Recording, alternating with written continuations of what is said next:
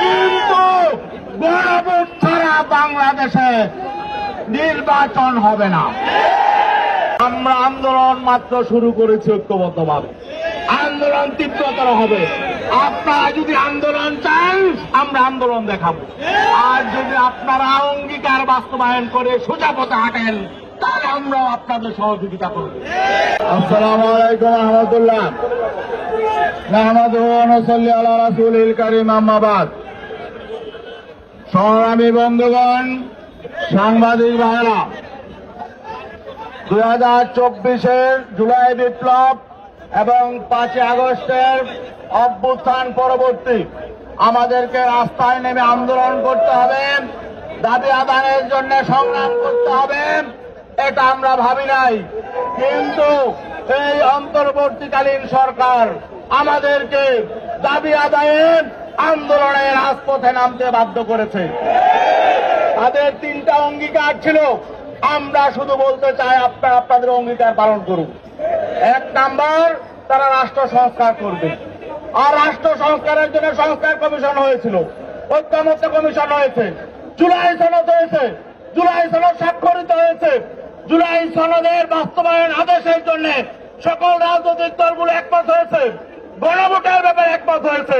এখন গড়িমসি কিসের?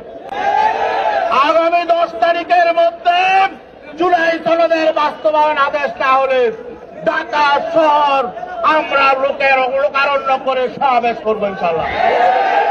আর গণভোটের তারিখের মধ্যে ঘোষণা করতে হবে। নির্বাচনের সাথে গণভোট হবে না, একসাথে তফসিল হবে না, গণভোটের তফসিল আগে হবে। আর আমরা বলেছিলাম নভেম্বরের মধ্যে গণভোট দিতে, আপনারা গড়িমসি করে সময় যাপন করেছেন। এখন যদি নভেম্বরে দিতে না পারেন, যেদিনই দেন নির্বাচন আগে দিতে হবে। প্রয়োজনে নির্বাচন ফেব্রুয়ারিতে হবে না, আরো 2 মাস পরে হবে। কিন্তু গণভোট ছাড়া বাংলাদেশে নির্বাচন হবে না, গণভোট আগে হবে। রাষ্ট্র সংস্কার নিশ্চিত হবে, তারপরে নির্বাচন। রাষ্ট্র মেরামতের জন্য আমাদের সন্তানরা জীবন দিয়েছে, কৃষক শ্রমিকরা জীবন দিয়েছে, রক্ত ঝরেছে। অতএব এটা নিয়ে কোন তাল বাহানা চলবে না। আমরা আন্দোলন মাত্র শুরু করেছি ঐক্যবদ্ধভাবে, আন্দোলন তীব্রতর হবে। আপনারা যদি আন্দোলন চান আমরা আন্দোলন দেখাবো, আর যদি আপনারা অঙ্গীকার বাস্তবায়ন করে সোজা পথে হাঁটেন তাহলে আমরাও আপনাদের সহযোগিতা করব।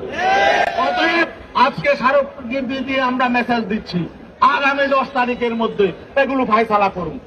যারা বলে জুলাই সনদ লাগবে না, জুলাই সনদের প্রয়োজন নেই, সংস্কার লাগবে না, তাদের সাথে বসে আমাদের সমঝোতা করতে বলেন। এগুলো তামাশা, তারা সমঝোতা করবে না। যারা সংস্কার চায় না, যারা অতীত কর্তৃত্ববাদী আবার ফিরিয়ে আনতে চায়, যারা রাষ্ট্রটাকে বিশ্বের বুকে 1 নম্বর দুর্নীতিগ্রস্ত করতে চায়, তাদের সাথে আমাদেরকে বসে সমঝোতার কথা বলবেন না। প্লিজ আপনারা সোজা পথে হাঁটুন, আর নয়তো যেই জনতা এত ফেসিবাদী মহাশক্তিকে হটিয়েছে তারা কিন্তু নতুন সিদ্ধান্ত নেবে।